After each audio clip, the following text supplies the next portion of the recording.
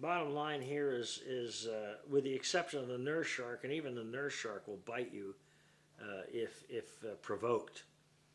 Most of the other sharks will bite you and they don't have to be provoked, and they're all dangerous.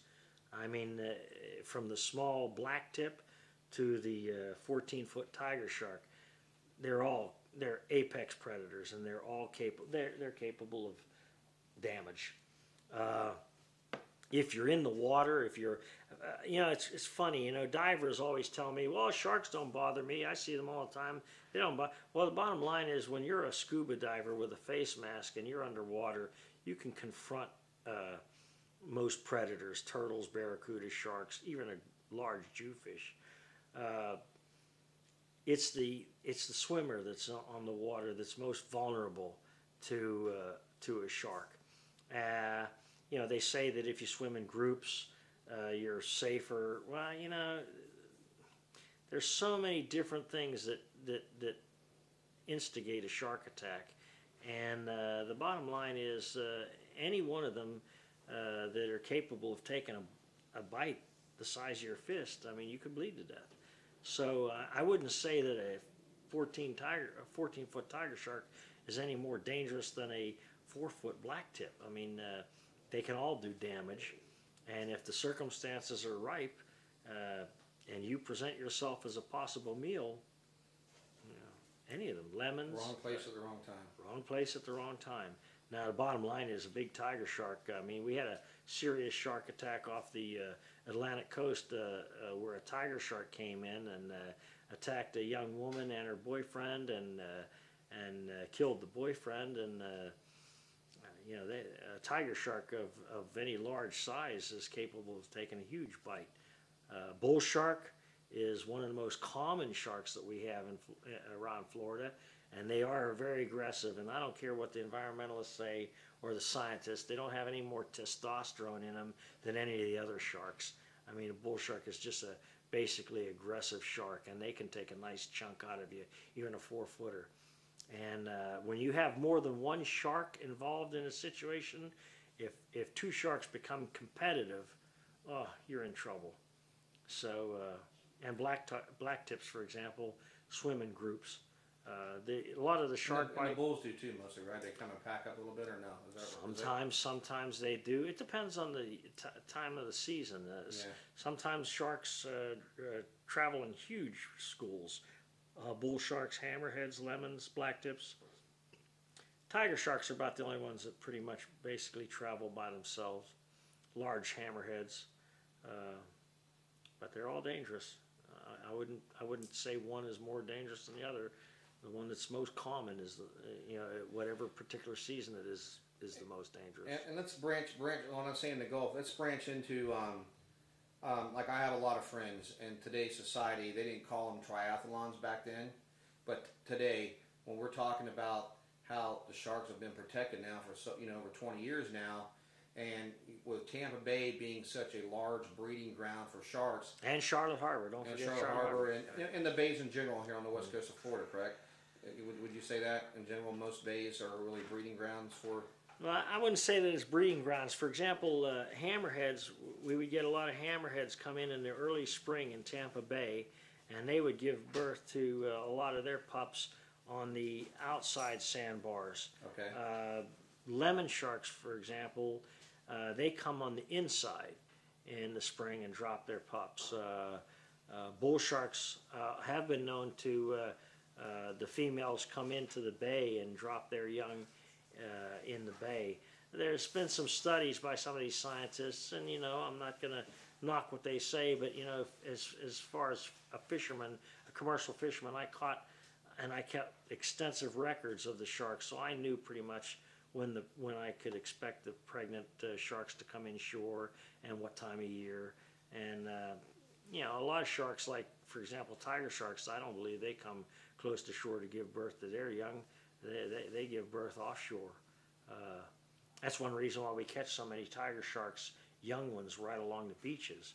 The tiger sharks aren't coming into the bay and giving birth. And I've never caught a tiger shark in the bay that was pregnant.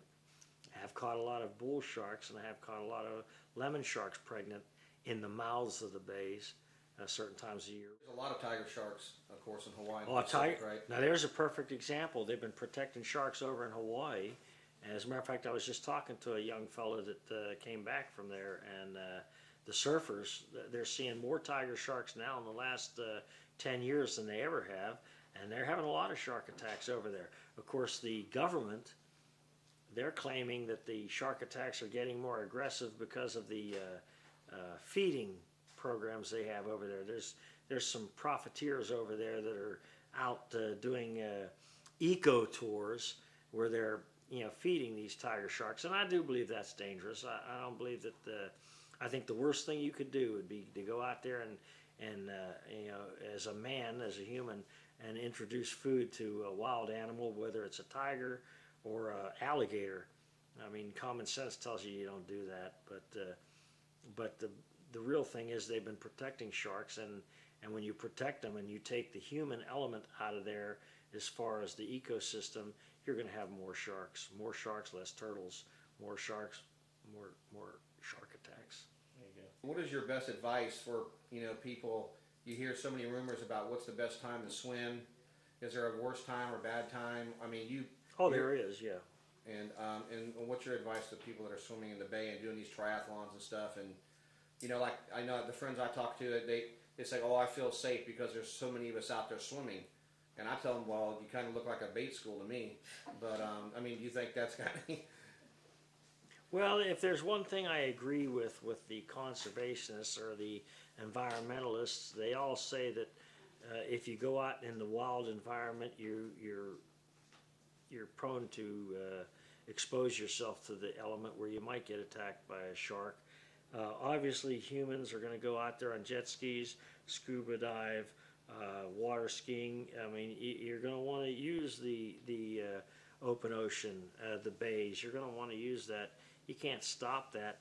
I do believe that if you're going to claim that you have safe beaches, you have to protect the area.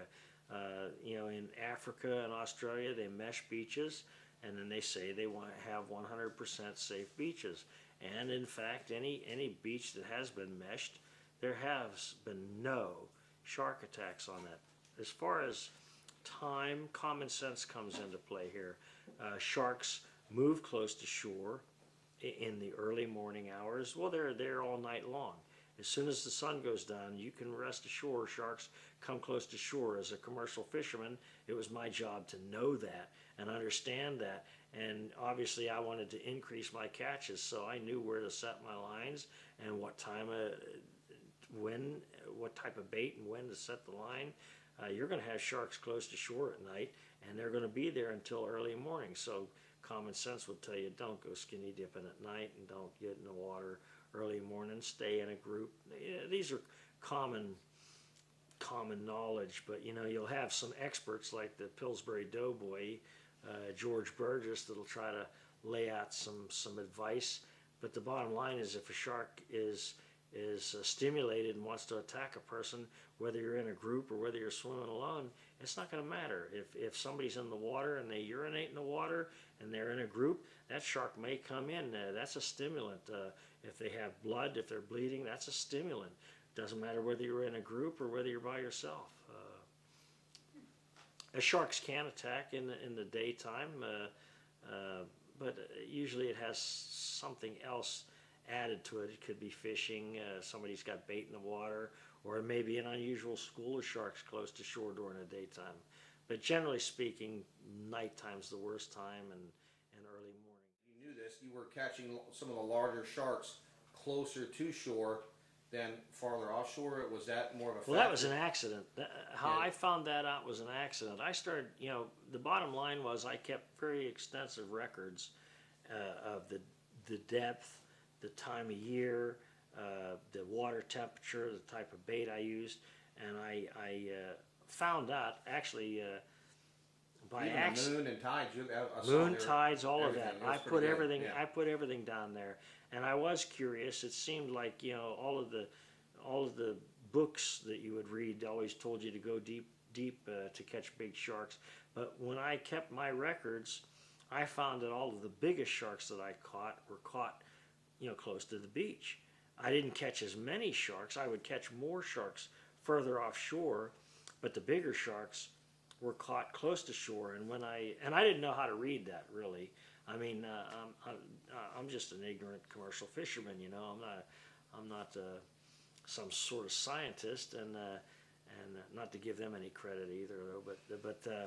But there was one particular scientist, Stuart Springer, who did a lot of research for the Fish and Game Commission and the shark fishing industry, and he did a lot of extensive records. And he looked at mine and said, you know, yours are better than mine. And he told me that basically there was two different migratory patterns of sharks. The basic principal population, where all of the breeders were involved, were migrated worldwide through the currents, following the food sources, well offshore. That's why when I would set lines far offshore, I caught more sharks, because I was in the principal population.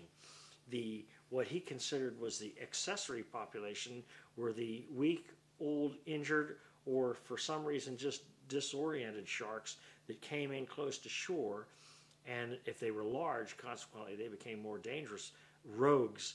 And he wasn't the only one that believed that, but it fit into what I was looking at. When I was looking at my data, it made sense. All the bigger sharks were closer to shore. And this is one reason why sometimes, for example, in the bay, you might find bull sharks.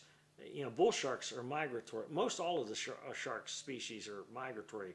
Black tips, hammerheads, bulls, they all, you know, have a season. Tiger sharks, for example, have 2 seasons during the course of the year. There's a certain time of the year in the summer where I catch tiger sharks, and a certain time of the year in November in the winter where I catch tiger sharks, moving in the Gulf, for example, from the Panhandle to the Dry Tortugas and back again. And but like I said, this accessory population, this dangerous population, they're sharks that are disoriented, like bull sharks in Tampa Bay, that might linger. If there's a constant food source for them, they may stay around. They might not go out into the principal population because the food is there. Now, whether they breed or not, that's unclear. Stu Springer was trying to do some research on that, but there's not a real lot of information on that, and nobody knows for sure.